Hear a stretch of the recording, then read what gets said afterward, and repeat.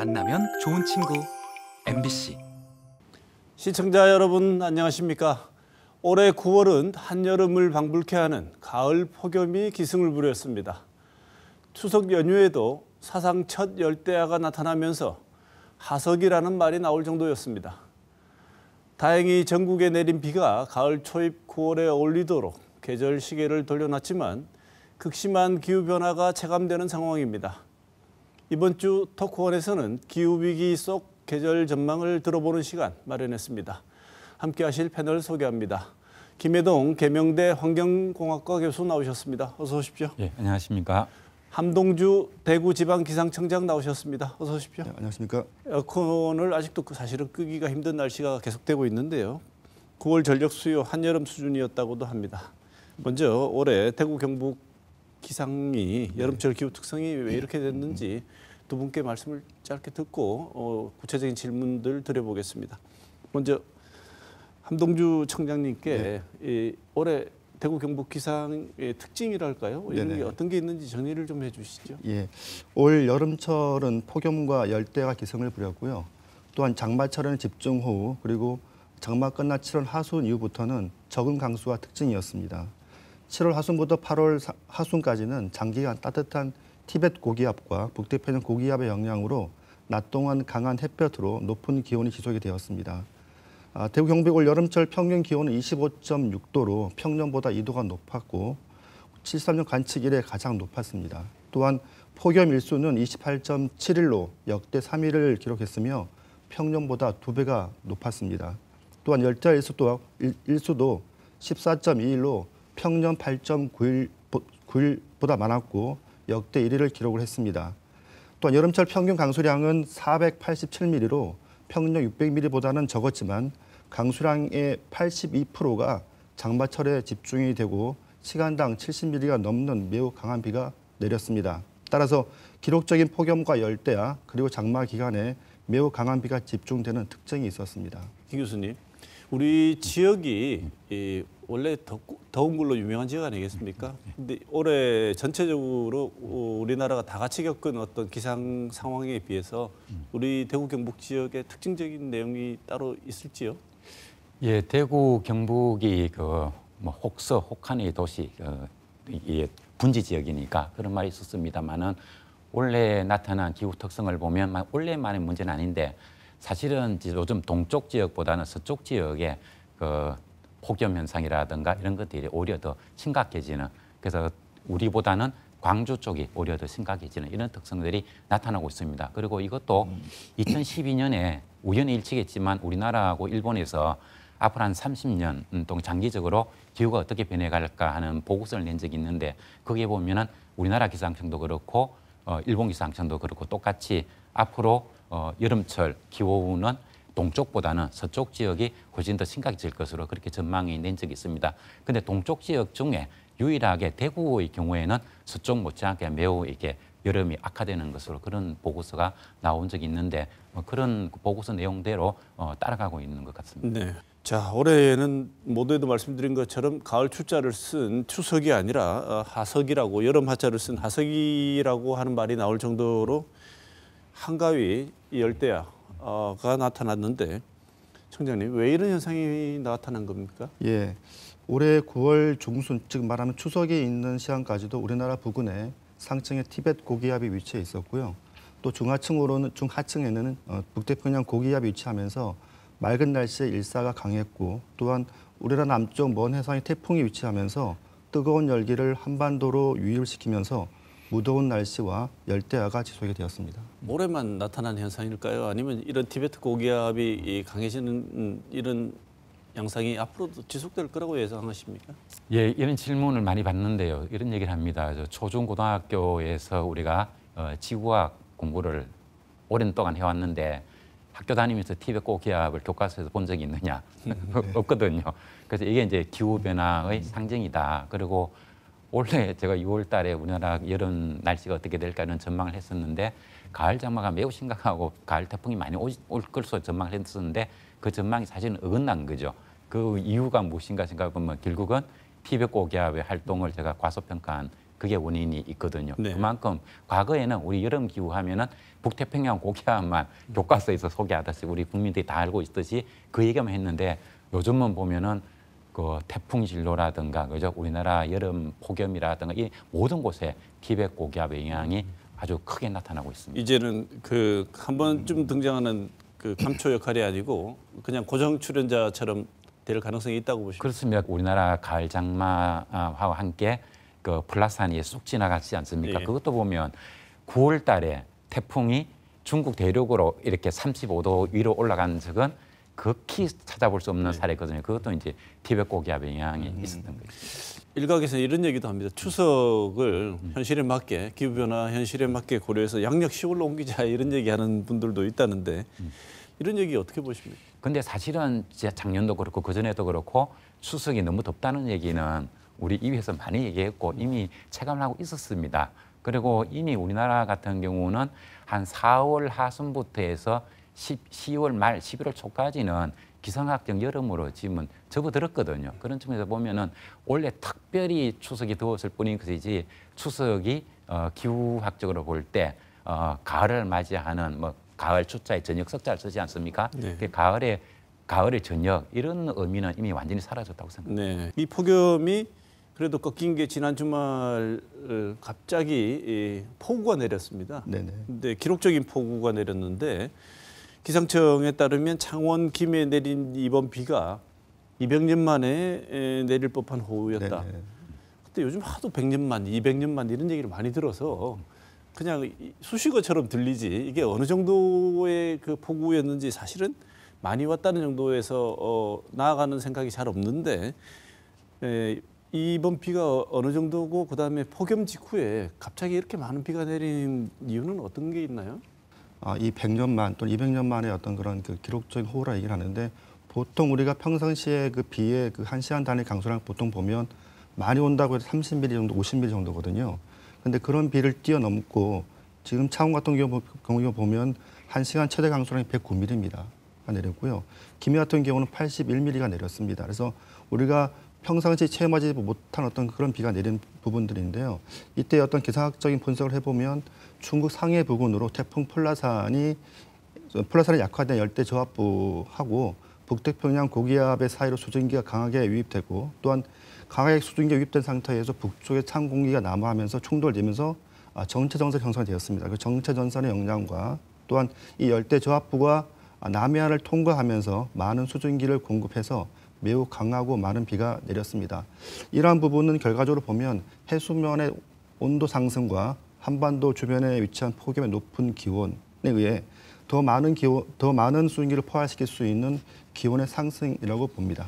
아까 100년 만의 빈도 200년 만의 네. 폭우 이런 얘기를 하셨는데 이게 그러면 200년 전에 이 정도 비가 오고 지금 200년이 지나서 비가 왔느냐 하면 그런 뜻은 전혀 아니고 네. 통계학적으로 볼 때 이 정도의 비가 쏟아지는 거는 200년에 한 번 정도나 발생할 수 있을 정도의 그 강도다 이런 의미거든요. 근데 요즘은 기후위기 문제로 인해 가지고 200년 정도 빈도는 사실 좀 명함도 못 내밀고 어떤 경우는 1만 년 빈도에 해당된다 뭐 이런 정도까지 얘기가 나오거든요. 네. 근데 그런 것들이 매년 지구촌 어딘가에서는 쏟아지고 있다는 것.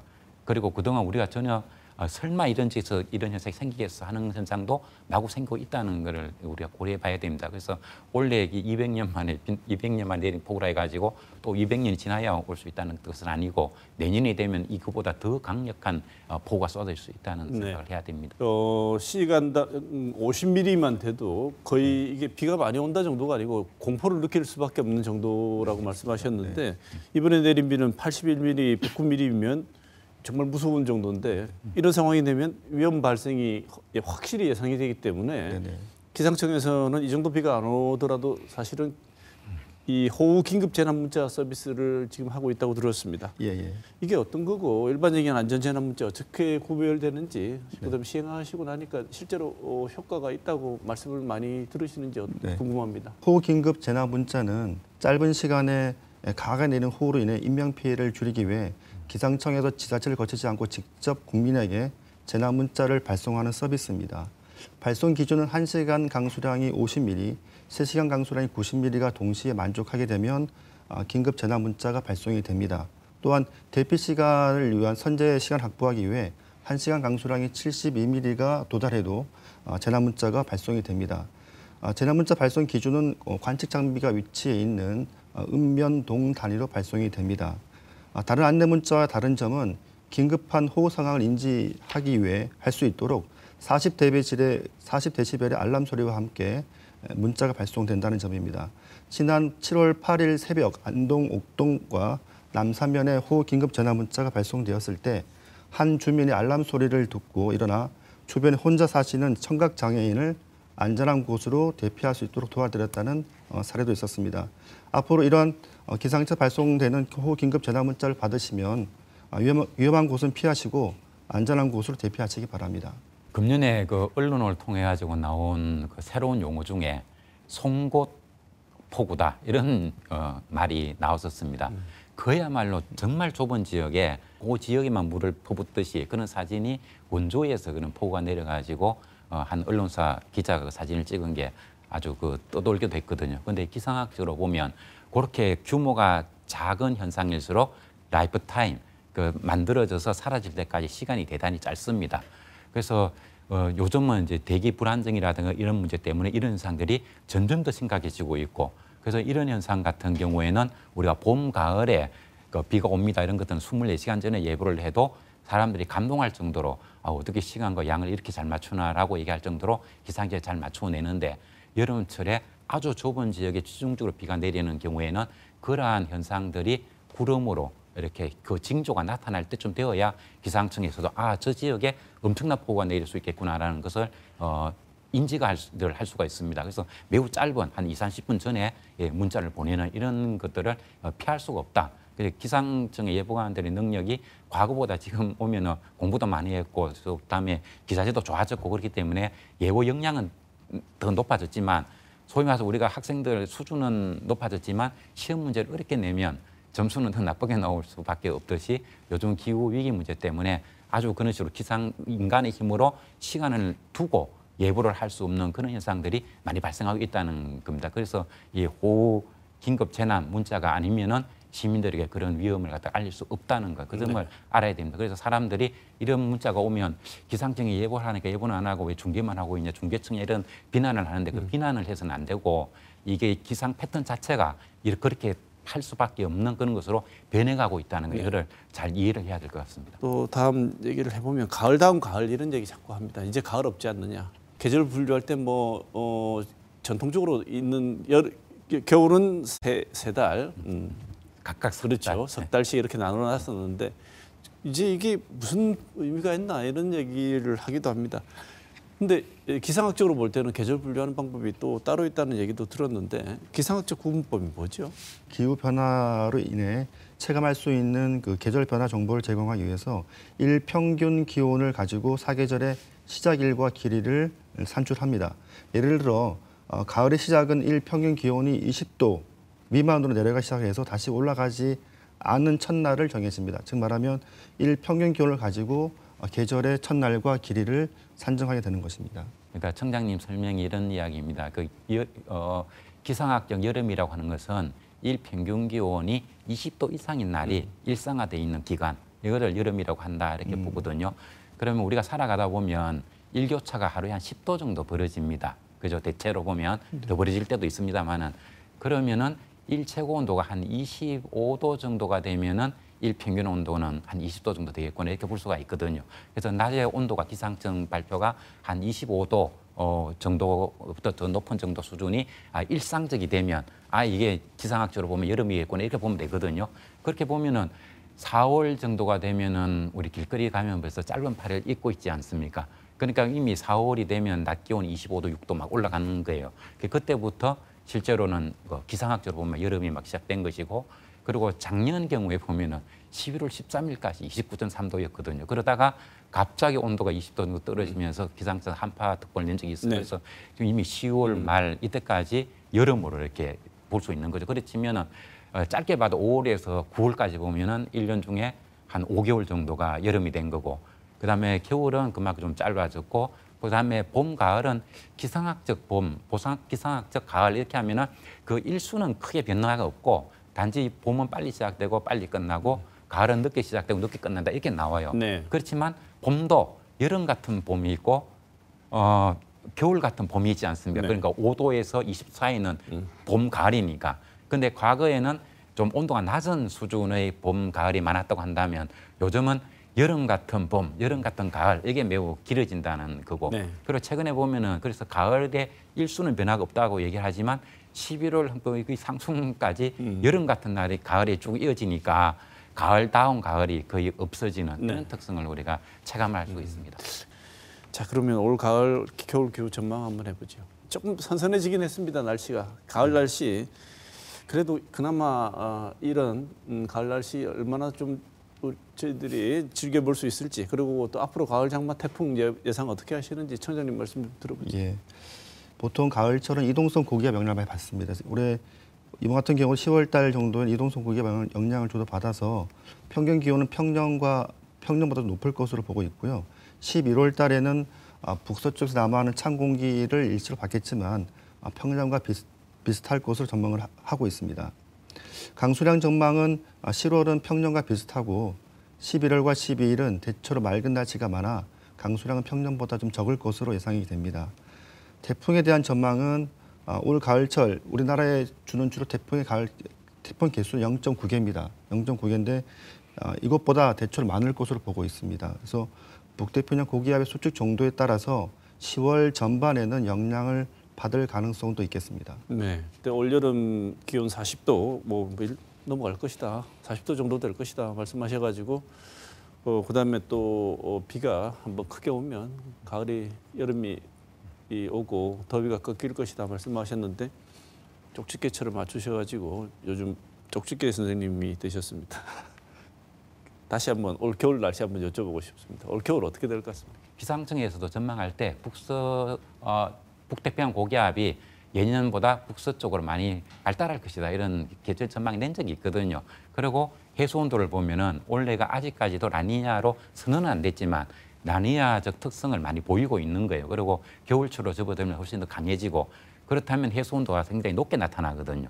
그러면은 이 일교도와 해수 온도를 생각해 보면은 남서풍 계열의 공기가 지속적으로 올라올 것이라는 것은 충분히 추정이 되기 때문에 그 범위 안에서 얘기를 한 것이고 그러다 보니까 제가 이렇게 야간에 열대야 현상도 굉장히 심각할 것이고 속도가 굉장히 높을 것이다 이런 얘기를 했는데 그게 그대로 맞아떨어진 거고 그리고 제가 역대급이라 얘기를 하니까 그러면 40도가 넘느냐고 그 질문을 받았던 거고 거기에 대해서 제가 확답을 안 한 거죠. 거기다가 그까지는 안 갑니다라고 말할 수도 없는 거고 그걸 넘어갈 수도 없다고 그런 정도입니다. 그리고 올 겨울 같은 경우도 이게 라니냐로 갈 가능성이 많고 라니냐의 수준까지 안 가더라도 이미 라니냐적 특성은 크게 나타납니다. 이렇게 될 경우에는 그 추운 겨울이 만들어지거든요. 이게 그래서 그렇게 될 것이라는 거는 저만 전망하는 것이 아니고 우리 주변에 있는 그 연구기관에서도 이미 그런 얘기를 하고 있고 그 다음에 금년 12월, 1월, 2월, 3개월에 걸쳐 가지고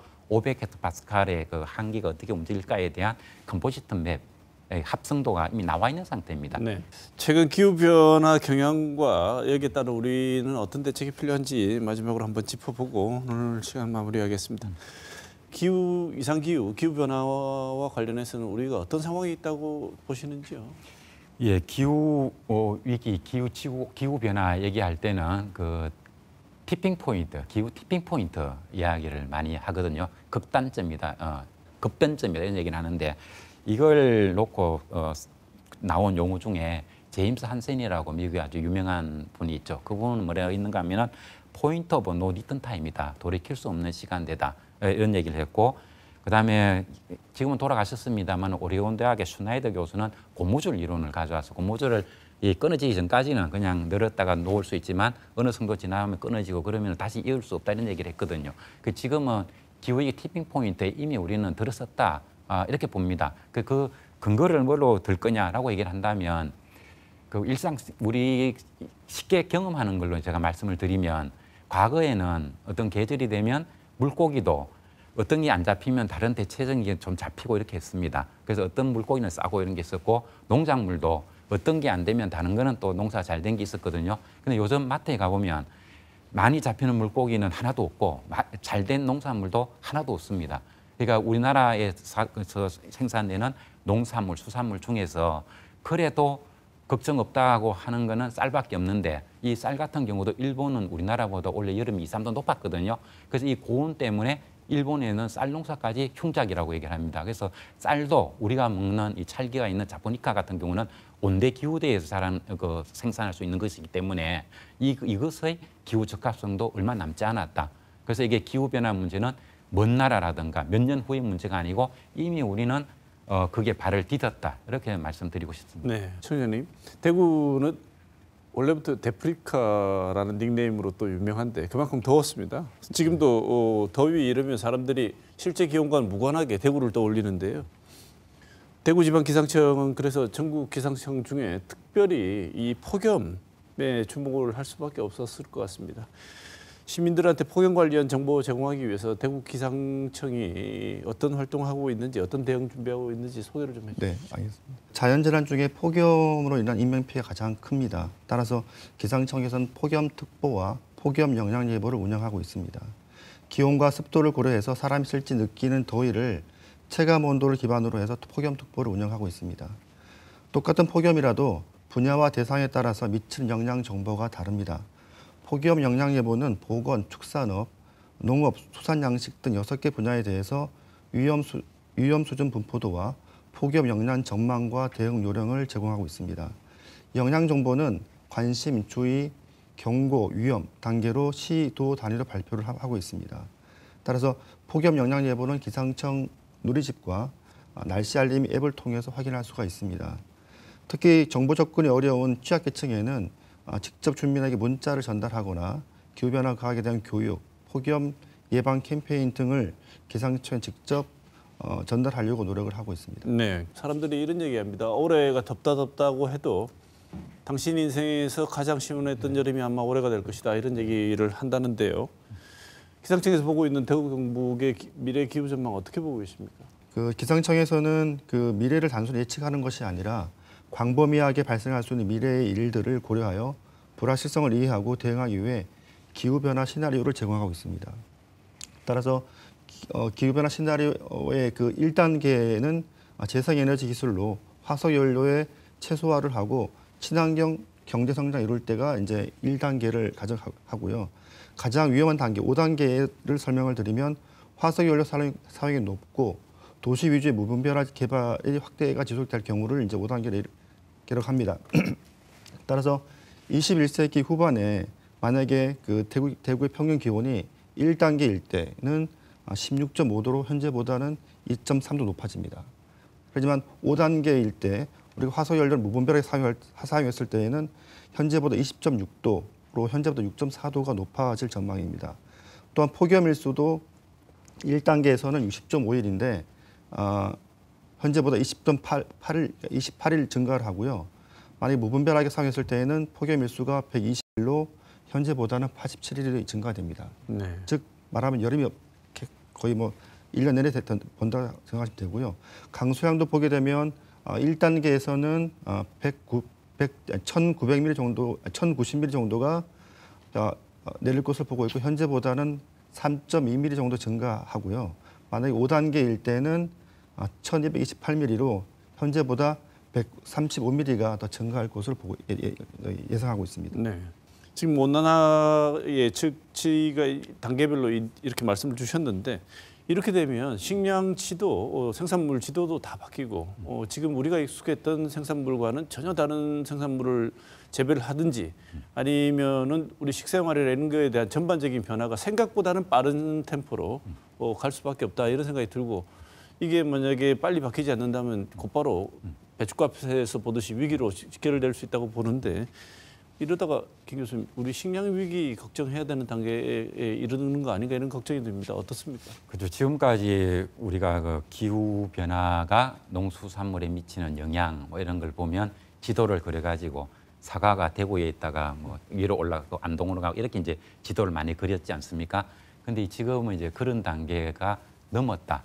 우리나라에서는 지금 사과가 저기 안동, 영주에서도 온도가 너무 높아가지고 적합성을 잃고 있잖아요. 그러면은 우리나라 한반도, 남한에서 그러면 사과가 적합한 곳이 있느냐? 그러면 고지대 외에는 지금 없는 겁니다. 그러니까 우리가 그동안 먹어왔던 농수산물이 우리나라 안에서는 적합성이 없다. 그래서 보면 태백 지역에 해발 고도 900m 위에 있어 배추 농사를 짓는데 거기도 폭염특보가 내려가지고 배추가 반 이상 썩어 나갔다고 얘기를 하지 않습니까? 그러니까 이미 이제는 지도를 그려가지고 남쪽에 있던 게 북쪽으로 올라가는 문제가 아니고 우리 지역에 그동안 먹고 살고 있었던 이 농산물이 우리 지역에서는 앞으로 보기 힘들어진다. 이런 이야기가 되겠고요. 그다음에 농산물, 수산물도 마찬가지입니다. 원래 보면은 우리나라에서 서남, 동해 쪽의 수온 같은 경우도 거의 적도 지역이나 거의 차이가 없을 정도로 온도가 29도, 30도까지 올라갔습니다.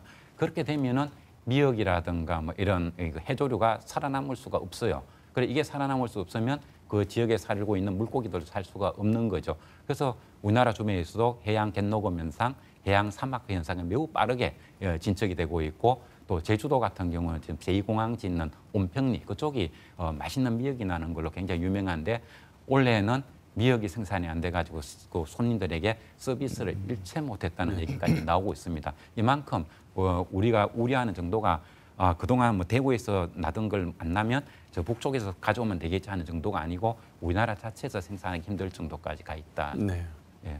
이런 기후 위기 상황에서 농민들이나 어민들 우리 지역 같은 경우에는 특히나 이제 기상청에서 주는 정보가 농민들에게 절실한 상황이 될 수도 있다고 봅니다. 미래 예측이 장기 예보도 그렇고요. 기상청은 농업 관련해서 어떤 정보, 어떤 서비스를 준비하고 계시는지? 그 이상 기후로 지역 농업에 대한 피해가 커지고 있습니다.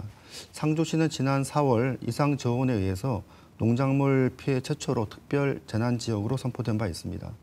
따라서 대구지방기상청은 대구 경북에 있는 지자체와 농업기술센터 등에 대해 농업 맞춤형 위험기상 정보를 제공하고 있습니다. 또한 농업활동에 크게 영향을 미치는 우박, 돌풍, 천둥, 번개를 동반한 위험기상에 대해서 발생 가능성이 있을 때 문자 메시지를 통해 정보를 실시간 제공하고 있습니다. 또한 봄과 가을에는 설이 발생 가능성에 대한 정보도 제공하여 농민들에게 도움을 주고 있습니다. 기후 변화가 속도가 빨라지다 보니까 우리 대구 지역에도 도시에서의 삶을 위한 시민들의 삶을 위한 대책이 환경적으로 필요한 대책들이 좀 제시가 돼야 될 것 같고 정책적으로도 입안이 좀 돼야 될 것 같습니다. 이 점도 한번 고려해서 말씀을 좀 주시고 시민들도 이게 변화된 기후 상황을 인지를 하고 그러면 정책적인 측면에서도 변화가 필요하고 시민들 개개인도 좀 변화에 따른 내용들 자기 자신의 안전을 도모하기 위해서 기후 변화에 따른 일상생활의 변화와 대응 필요할 것 같은데 어떤 변화와 대응이 필요할지 두 가지 좀 말씀 주시죠. 예, 저는 그 세계기상기구 홈페이지를 자주 들어가서 그 자료를 많이 보는데 거기 가면은 전 세계에서 나온 그 기후 관련 보도문도 많이 있고 그다음에 거기서 나온 각종 보고서도 많이 있습니다. 그 중에서 제가 원래 주목해서 보한 것이 기상청 홈페이지, 세계기상기구 홈페이지 히트웨이브 안에 들어가 보면 플러스 5도씨, 2 플러스 10도씨 이런 항목이 쫙 나오는 게 있습니다. 그게 무엇인가 하면은 도시는 도시 열섬화 현상으로 인해 가지고 교외 지역보다 적게는 5도, 많게는 10도까지나 높을 수 있다. 이런 얘기가 적혀져 있습니다. 그러니까 우리나라 같은 경우에 서울, 부산, 대구 같은 이런 대도시의 도심지 이런 곳 같은 경우는 실제로 그 도시 열섬 효과가 엄청나게 강하게 나타나거든요. 그래서 기상청에서 한 35도는 폭염이다 이렇게 얘기를 하면은 그 35도가 어떻게 측정된 건가 생각하면 야외 교외에서 잔디밭 위에서 백엽상 안에서 측정된 온도인 것이고 우리가 살아가는 그 주변은 기상청에서 발표하는 언론을 통해서 나오는 그 자료보다는 5도, 적어도 5도, 세계기상기구에 하면 어쩌면 10도 높은 곳에 우리가 노출되면서 살고 있는지도 모릅니다. 이런 문제가 있기 때문에 도시에서는 적극적으로 도시 열섬화 현상을 억제시킬 수 있는 기술 도입, 이게 상당히 필요합니다. 그래서 지표에서 태양 복사 에너지를 적게 흡수할 수 있는 그런 그 기술도 많이 나와 있고요. 그다음에 다른 해외 나라 같은 데 보면은 주택을 지을 때도 우리는 단열재를 집 안에다가 설치를 하는데 집 외곽에 외부에 단열재를 설치하도록 의무화를 시킵니다. 왜냐하면은 집을 짓고 아스팔트를 지으면 그게 낮 동안에 열을 흠뻑 먹어봤다가 야간에 열을 내놓기 때문에 그 열선마를 굉장히 악화시키거든요. 그런데 단열재를 설치하게 되면 천연의 흙처럼 이 인공 구조물이 열을 흡수하는 그런 기능이 다 사라지는 겁니다. 그래서 우리가 이게 기상청에서 어떻게 하고 기상학자가 어떻게 한다는 것만 중요한 것이 아니라 우리가 안을 내면 이거를 정책으로 어떻게 녹여 넣을 것인가 하는 데 대해 가지고 정치인들, 행정인들이 정말 길을 열어줘야 된다. 아까 우리가 농산물 얘기도 했습니다만 사실 이게 2000년대도 되기 전에 기상청에서 관련된 보고서 잘 냈고 그다음에 농가원을 포함해서 농림부 산하에 있는 그 연구소에서도 이미 이런 거를 예측하고 보고서를 잘 냈습니다. 그러나 하나도 대비가 되지 않았던 거죠. 그리고 또 하나 말씀드리고 싶은 게 폭염도 중요하지만 사실 재산 피해라든가 이런 거 보면은 아까 그 집중호우 이게 굉장히 중요하거든요. 이번에 가을 장마에서 창원에 내린 비라든가 7월 달에 내린 비 이런 것들이 대구 시내에 쏟아지면 어떻게 될까? 아니면 서울에 쏟아졌으면 어떻게 될까? 대전에 쏟아졌으면 어떻게 될까 생각해 보면 거의 뭐 엄청난 입에 올리고 싶지도 않을 정도의 피해가 날 수밖에 없었을 겁니다. 그만큼 우리가 감당이 안 되는 도시화를 추진하고 있다. 그래서 오늘 보면 메가시티를 만든다는 등 뭐 용적률을 1,500%를 준다는 등 이런 얘기가 나오고 있지 않습니까? 이거는 정말 이 정치인들이 행정가들이 얼마나 이 우리들의 경고를 귀담아 듣고 있지 않는가 하는 하나의 증거가 되는 겁니다. 그래서 이거를 고칠 수 있는 거는 우리가 일상생활에서 탄소를 줄이는 생활에서 멈출 것이 아니라 관청이라든가 정치인, 기업이 어떤 행동을 하고 있는가를 감시하고 거기에 대해서 항의까지 할 수 있는 그런 시민이 돼야 된다고 생각합니다. 네, 기상청 우리 한동주 청장께도 한번 여쭤보고 싶습니다. 동대구역에 기후위기 시기에 있습니다. 네. 시간이 뭐 얼마 남지 않는다고 자꾸 경고를 하고 있는데 청장님 보시기에 우리가 일상생활에서 기상청에서도 시민들에게 공부하는 기후 관련, 기상 관련 여러 가지 조언들이 있을 것 같습니다. 이 말씀 듣고 오늘 시간 마무리해야 될 것 같습니다. 예, 현재 동대구역 광장에 설치된 기후 시계는 지구의 그 평균 기온이 산업화 이전보다 1.5도 상승하는 시점까지 남은 시간을 표시를 하고 있습니다. 따라서 지구의 평균 기온이 1.5도 상승을 하게 되면 폭염과 폭우, 집중호우, 가뭄 등 극단적인 기후 변화가 빈번하게 발생을 할 것입니다. 네, 극한 기상이란 말이 이제 일상화된 것 같습니다. 수많은 여름을 보냈지만 이렇게 덥고 이렇게 강한 비가 많은 비가 내리는 것은 처음이라는 말들을 흔히 하게 됩니다. 과거에는 괜찮았으니 오늘도 괜찮을 것이라는 안일한 생각은 버리고 안전을 위해 스스로를 지키는 노력을 기울여야 할 것입니다. 길었던 여름 이제 마무리돼가고 있는 것 같습니다. 기후 위기 속에서 계절 전망이 어떨지 오늘 토크온에서 김해동 계명대 환경공학과 교수, 함동주 대구지방기상청장 두 분 모시고 좋은 말씀 많이 들었습니다. 두 분 말씀 감사드립니다. 고맙습니다.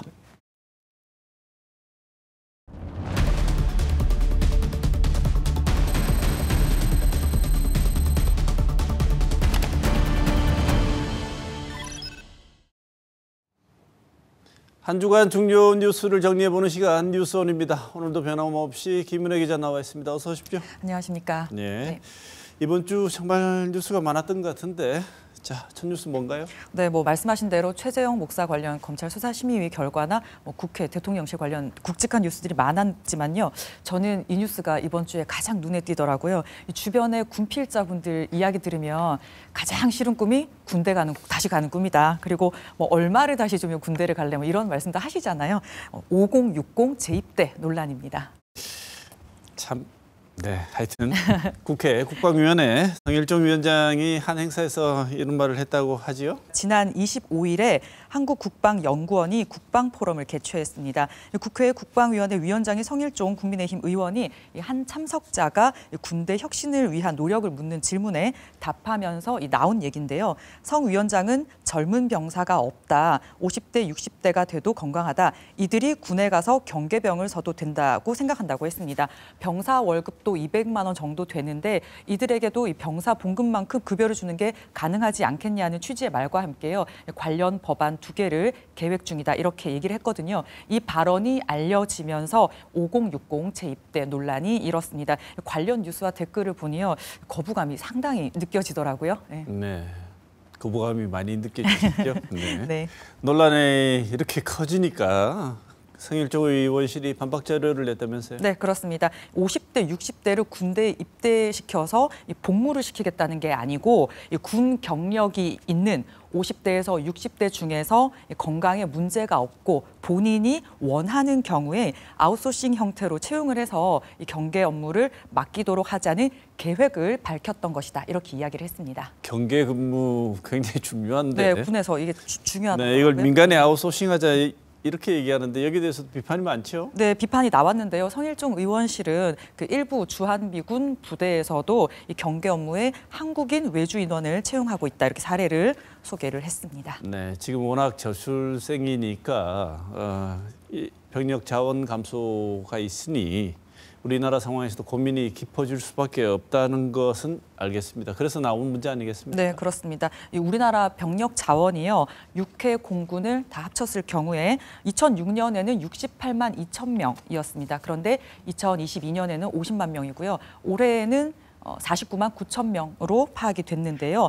병력 자원 감소로 군대 통폐합 등을 통해서 지금 50만 명 선을 유지를 하고 있지만 앞으로가 더 문제입니다.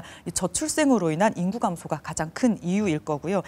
성일종 의원은 외국인을 복무를 시키고 시민권을 주는 외국인 모병제 이런 방안도 냈는데요. 이번에도 냈고 지난해 국정감사에서도 얘기를 했었습니다.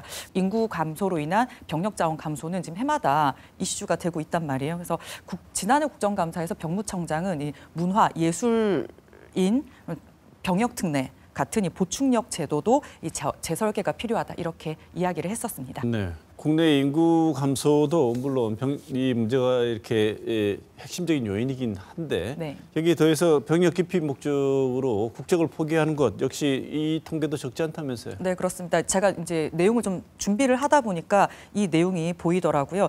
지난해 국정감사 때 나온 내용이고요. 외국에 장기간 살면서 외국 국적을 취득한 복수 국적자가 병역 대상자가 됐을 때 대한민국 국적을 선택하지 않거나 선천적으로 이 복수 국적자인 자가 대한민국 국적을 포기하는 경우인데요. 최근 5년간 2만 명. 연간으로 하면 4천 명 정도 그리고 병역 자원 100명 중 8명이요. 국적 포기로 입영 대상에서 제외된 셈이다. 이런 통계가 있다고 합니다. 그래서 이 병역 기피 수단으로 대한민국 국적을 포기하는 측면도 있는 만큼요. 이중 국적자의 병역 이행을 높이기 위한 지원 방안 등이 필요하다. 이런 지적도 나왔습니다. 통일이 되거나 한반도의 군사 대치가 사라지지 않는 이상 이 국방과 병역은 정말 우리 삶에서 뗄래야 뗄 수 없는 부분이잖아요. 그래서 이 병역 체계와 관련한 내용은 예민하고 민감할 수밖에 없는 만큼 좀 신중하게 쟁점을 제안을 하고 논의하는 장을 마련해야 되겠습니다. 다음 달이면 또 국정감사가 있거든요. 어떤 논의가 이루어지는지 지켜보는 것도 좋을 것 같습니다. 네, 뭐 이 뉴스 외에도 이번 국정감사 정말 엄청난 뉴스를 쏟아낼 것 같은데 기다려보죠. 다음 뉴스 뭡니까? 네, 금융투자소득세가 다음 뉴스입니다. 이 도입은 내년에 예정돼 있어서요. 시간은 가고 있는데 여전히 논란입니다. 네. 근데 일반적으로 이 주식을 하지 않으면 와닿지 않은 뉴스일 수도 있을 것 같아요. 네.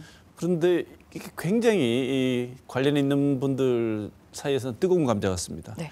이 도입할 때부터 찬반 논의가 제기됐는데 이게 지금까지 여전한 것 같습니다. 네, 그렇습니다. 금융투자소득세는요. 금융투자로 일정 금액 이상 소득이 발생하면 그 해당 소득의 22%에서 27.5%의 세율로 소득세를 매기는 게 내용입니다. 주식 거래를 할 때 증권 거래세는 내지만 그동안 양도차익에 대한 세금은 없었거든요. 그래서 이 손해를 봐도 내는 거래세는 인하가 지금 되고 있는데요. 종국적으로 없애고 소득 있는 곳에 세금 있다라는 조세 원칙에 따라서 수익에도 세금을 매기기로 한 겁니다.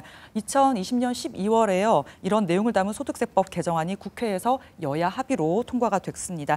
2023년에 도입될 예정이었지만 2022년 12월에 다시 여야가 합의로 2년 더 유예하는 소득세법 개정안을 통과를 했거든요. 예정된 도입 시점은 이제 100일도 남지 않았습니다. 네.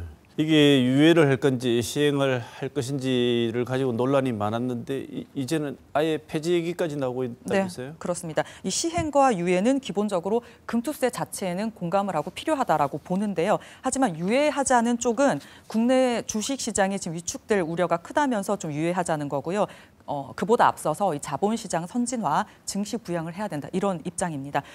시행을 하자는 쪽은 금투세가 자본시장을 선진화하는 방안이고 조세 형평성 제고를 위한 측면이지 이게 증세는 아니다 이렇게 설명을 하고 있어요. 그런데 윤석열 대통령 그리고 국민의힘 여당은 아예 폐지를 주장하고 있습니다. 지금 우리나라 이 자본시장 환경에서는 도입하기가 좀 어렵다 이런 말을 했는데요. 총선 때는 국민의힘이 총선 공약으로도 내세웠던 안입니다. 네, 법안이나 세금 만들어지면 닉네임 잘 붙이는데요. 네. 별명이 제명 세다, 경호 세다 뭐 이런 말 하면서 정치권이 날린 것 같습니다. 네. 지금 어떻게 될까요?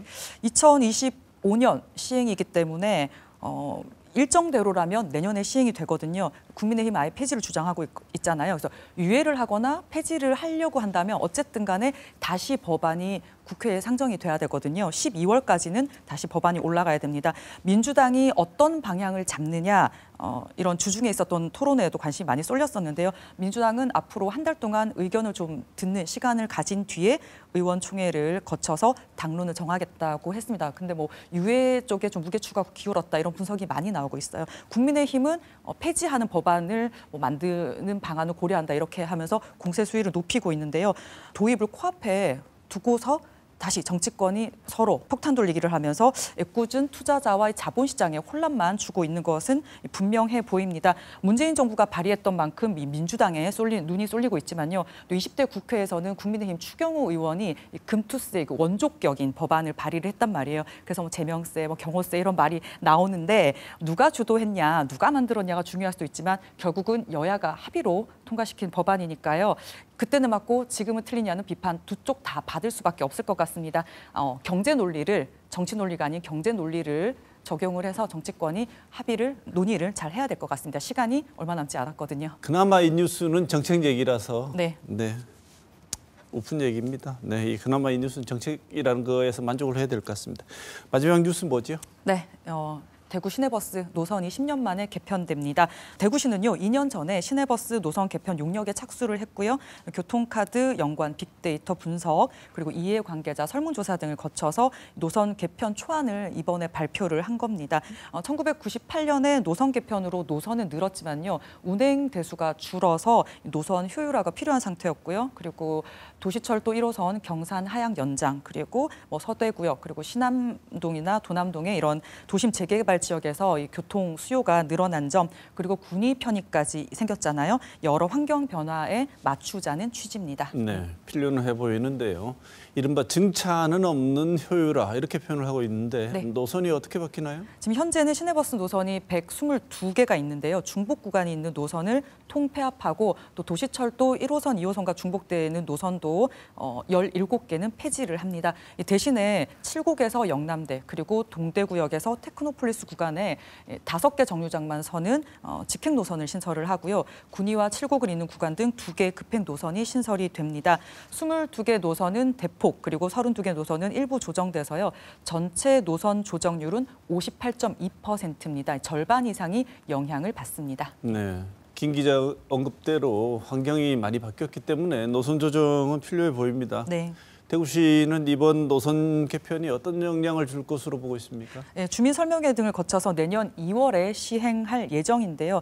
개편안이 적용이 되면 전체 시내버스 평균 배차 간격이 17.9분에서 15.3분으로 줄어듭니다. 그리고 노선 간 중복도도 0.6%, 굴곡도는 0.05% 줄어든다고 대구시가 분석을 했습니다. 네. 그런데 도시철도하고 노선이 겹치게 되면은 축소한다는 이 안에 대해서는 이견이 좀 있다면서요? 네, 그렇습니다. 유영근 영남교통정책연구원장은 이 대구와 경산을 오가는 수요가 상당히 많다면서 경산 버스라도 더 투입하는 방향이 필요하다. 신규 수요에 대응하느라 기존 이용객이 불편을 겪는 것은 바람직하지 않다. 이렇게 지적을 했고요. 시내버스 노조에서는 기사들의 업무 환경 개선을 위해서 종점 위치를 옮기는 방안이 담겨야 하고 또 운행 거리가 긴 노선 축소 요구도 덜 반영됐다고 지적을 한다는 관련 보도가 있었습니다. 앞으로 의견 수렴이 잘 이루어져서요. 시민 불편은 줄이고 효율이 높은 대중교통 개편이 이루어져야 될 것 같습니다. 네, 김 기자 이번 주도 준비한다고 고생했습니다.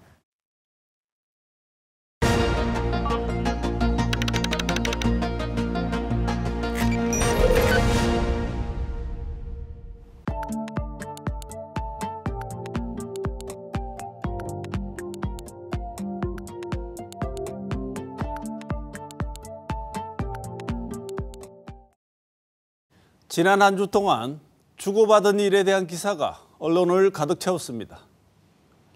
명품 가방을 주고받은 대통령 영부인과 최재형 목사에 대한 엇갈린 판단.